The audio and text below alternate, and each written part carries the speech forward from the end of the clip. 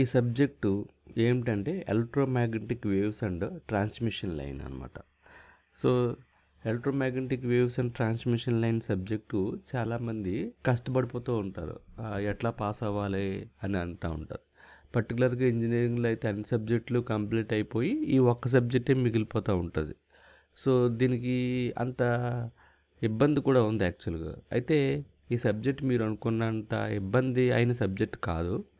దీనికి మనసులో మనం పెట్టుకున్నటువంటి కష్టం అనే ఫీలింగ్ మిమ్మల్ని కష్టంగా నడిపించేటట్టు చేస్తుందన్నమాట. మీరు ఈ సబ్జెక్ట్ని కరెక్ట్గా అర్థం చేసుకుంటే కనుక ఈజీగా సబ్జెక్ట్ని పాస్ అవ్వడమే కాదు, మంచి మార్కులు అయితే ఖచ్చితంగా తెచ్చుకోవచ్చు అని నేను చెప్పగలను. ఎందుకనంటే ముందు ఏది చదవాలి, ఏది చదివిన తర్వాత నెక్స్ట్ ఏది చదవాలి, దీన్ని ఎలాగ అర్థం చేసుకోవాలనే దాని మీద ఈ సబ్జెక్ట్ యొక్క నేచర్ ఆఫ్ థింగ్స్ అనేవి ఆధారపడ్డాయి అన్నమాట. సో బట్టి పెట్టడానికి కుదరదు, కానీ అర్థం చేసుకోవాలి. ఏ టాపిక్ తర్వాత ఏ టాపిక్ చదవాలి, ఏ టాపిక్ని ఎలా అర్థం చేసుకోవాలనేది చదివితే ఈ సబ్జెక్ట్ మీకు చాలా ఈజీగా అర్థమవుతుంది అనమాట. ఫస్ట్ మనకి దీంట్లో ఓవర్వ్యూ ఆఫ్ మ్యాగ్నెటిక్ థియరీ మనం మాట్లాడుకుందాం first. So overview of electromagnetic theory, దాంట్లో బేసిక్ ఫండమెంటల్ థింగ్స్ని మాట్లాడుకుందాం. బేసిక్ ఫండమెంటల్ థింగ్స్ అంటే ఫస్ట్ సబ్జెక్ట్ నేర్చుకుంటున్నప్పుడు అసలు ఈ సబ్జెక్ట్ యొక్క టైటిల్కి జస్టిఫికేషన్ చేయాలి మనం. టైటిల్ ఏంటంటే electromagnetic wave theory and transmission line. అసలు ఎలక్ట్రోమాగ్నెటిక్స్ అంటే ఏంటి అంటే, electromagnetics is the study of interaction of fields generated by charge distributions and currents. Of course it is a time varying fields. Okay, so మనకి ఏదైనా surface area కానీ line element కానీ ఏదైనా తీసుకున్నాం అనుకోండి, లేదా వాల్యూమ్ ఎలిమెంట్ కానీ ఏదైనా తీసుకున్నాం అనుకోండి, ఈ ఎలిమెంట్స్లో డెఫినెట్గా ఛార్జ్ డిస్ట్రిబ్యూషన్స్ అనేవి ఏదో పాజిటివ్ ఛార్జో నెగిటివ్ ఛార్జో ఛార్జెస్ అనేవి ఉంటాయి. సో లైన్ ఎలిమెంట్కైనా సర్ఫేస్ ఎలిమెంట్కైనా వాల్యూమ్ ఎలిమెంట్కైనా ఛార్జెస్ అయితే ఉంటాయి. ఈ ఛార్జ్ డిస్ట్రిబ్యూషన్స్ ఏ విధంగా జరుగుతున్నాయి, అట్లా ద కరెంట్ పాసింగ్ సిస్టమ్ అనేది ఎట్లా ఉంది, దాని గురించి మనం తెలుసుకుంటాం అనమాట. సో ఫీల్డ్స్ యొక్క ఇంటరాక్షన్ ఎలా ఉంటుంది అనేది నేర్చుకుంటాం. అంటే ఈ ఫీల్డ్స్ ఏంటంటే ఎలక్ట్రిక్ ఫీల్డ్ అంటే మ్యాగ్నెటిక్ ఫీల్డ్. అందుకే సింపుల్గా మాట్లాడుకుంటే ఎలక్ట్రోమాగ్నెటిక్ ఫీల్డ్ థియరీ అనేది it is a study of electric field and magnetic field based on the state of source of object. This is the state of source of object అనమాట. Okay, this is the simple definition.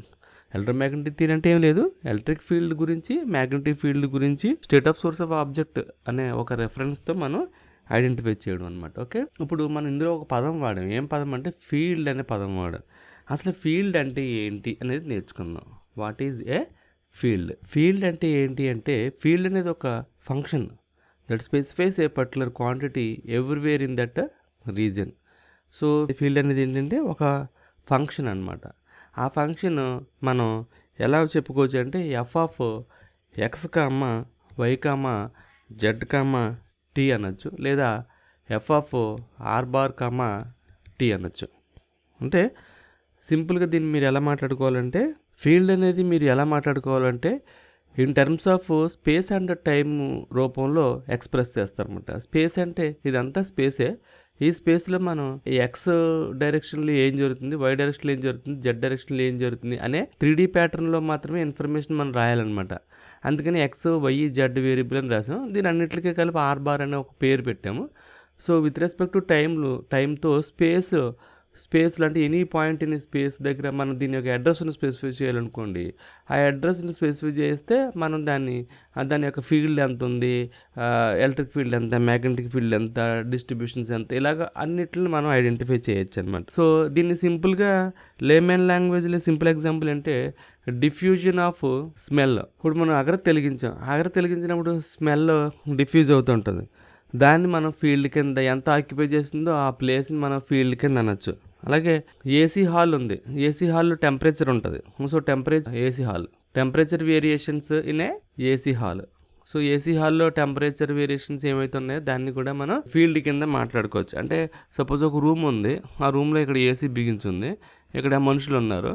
So ఈ మనుషుల్లో ఉన్నప్పుడు ఇక్కడ ఉన్న వాళ్ళకి ఎక్కువ temperature sense చేస్తారు, ఇక్కడ ఉన్న వాళ్ళు తక్కువ టెంపరేచర్ సెన్స్ చేస్తారు. టెంపరేచర్ వేరియేషన్స్ ఏదైనా ఏసీ హాల్లో ఉంటే దాన్ని కూడా మనం ఫీల్డ్ అవచ్చు. అంటే ఈ ఏసీ అనేది టోటల్గా ఫీల్డ్, ఈ టోటల్ ఏరియాని కవర్ చేస్తుంది. ఓకే, సో దానికే field is a function that specifies A particular quantity that is everywhere in that region. అంటే పర్టికులర్ క్వాంటిటీ అన్నాడు. పర్టికులర్ క్వాంటిటీ అంటే ఒక వాల్యూ, ఫిక్స్డ్ వాల్యూని మనకి చెప్పేది అనమాట.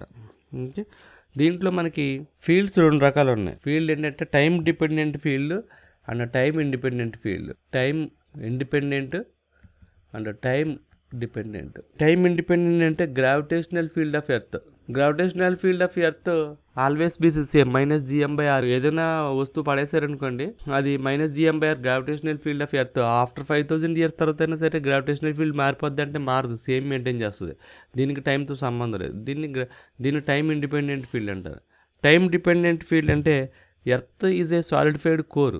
ఎర్త్ ఇలా తిరుగుతున్నప్పుడు ఆటోమేటిక్గా మీకు మ్యాగ్నెటిక్ ఫీల్డ్ కూడా చేంజ్ అవుతుంటుంది. టైం డిపెండెంట్ అది. సో ఇలా time dependent, time independent fields మనకు జనరల్గా ఎప్పీర్ అవుతూ ఉంటాయి. సో ఇంతకుముందు నేను ప్రీవియస్ సెషన్లో ఇక్కడ ఏమన్నా చెప్పానంటే field is a function that specifies a particular quantity everywhere in that reason అని చెప్పాను. పర్టికులర్ క్వాంటిటీ అంటే ఒక ఫిజికల్ ఫంక్షన్ అనమాట.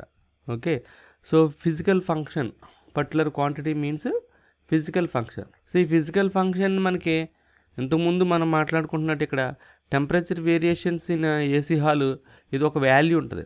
Temperature, diffusion of smell agarbatti, it has some value. ఈ వాల్యూస్ స్కేలార్ వాల్యూస్ అనమాట. స్కేలార్ అంటే మ్యాగ్నిట్యూడ్ ఒకటే ఉంటుంది, అలాగే డైరెక్షన్ కూడా ఉంటే వెక్టర్ ఫీల్డ్స్ అంటారు. So physical quantities are of 2 types. One is scalar and another one is vector. So field రిలేటెడ్గా ఉంది కాబట్టి physical quantity we can define a scalar field and vector field.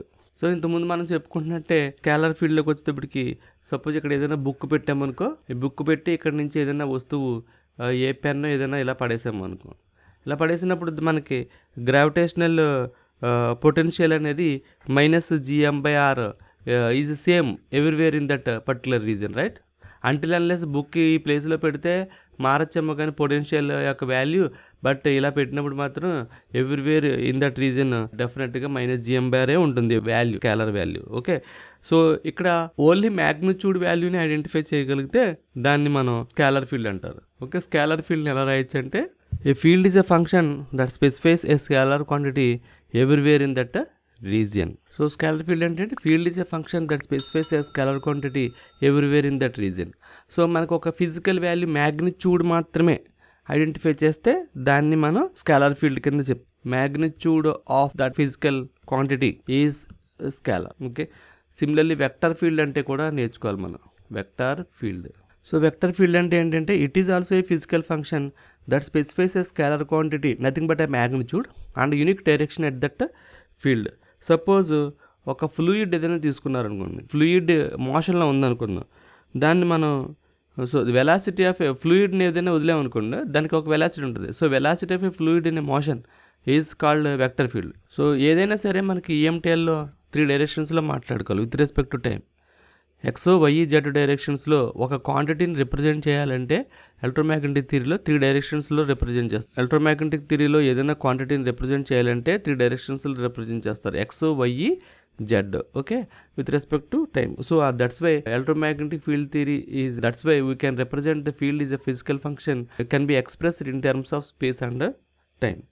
అలాగే కాంపాస్ నీడిల్ ఏదైనా పెట్టారనుకోండి, second example, compass force అనే compass needle in earth's magnetic field. అంటే suppose మనం earth దగ్గర ఏదైనా కాంపాస్ నీడిల్ ఏదైనా పెట్టామనుకోండి, ఆటోమేటిక్గా అది ఏం చూపిస్తుంది అంటే మనకి నార్త్, సౌత్, అలాగే ఈస్ట్, వెస్ట్ చూపిస్తుంది కదా.